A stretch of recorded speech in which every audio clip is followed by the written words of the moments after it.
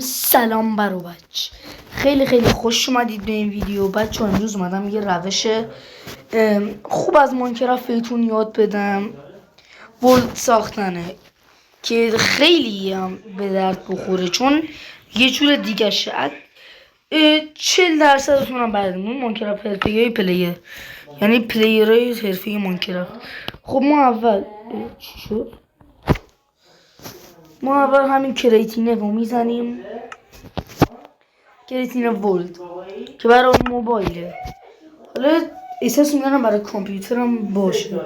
میایم توی یکم پایین تر، یکم پایین تر از این بخش.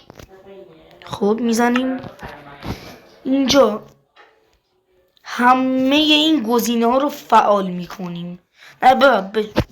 در واقع بجز این، چون که زمین صاف میشه و بد میشه.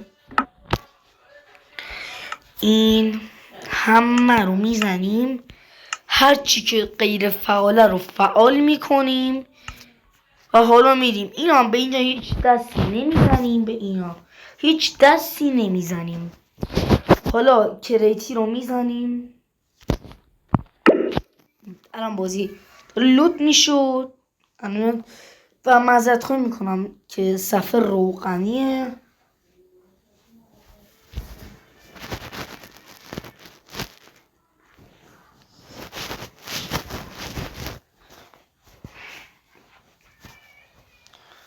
الان هم داره میاد بچه ها، ببخشید، فکر نکنین چون مود و اینا زدم به خاطر میذارم یه کوچولو بیاد آخراش، یه کوچولو وایسین اومده تموم. الان نگاه کنین، شما یه جایی هستین با یه نقشه و چست رو باز میکنین، این چیز آجی بیایم نگاه کنین، آهنی کلنگ آهنی داد حاجی. همه اینا رو برمیدارم، اشکال نداره. چرا به اون میزنم؟ بیاین اینم بذار برای اینم بذار برای این جا. یه جا میخوام خالی بذارم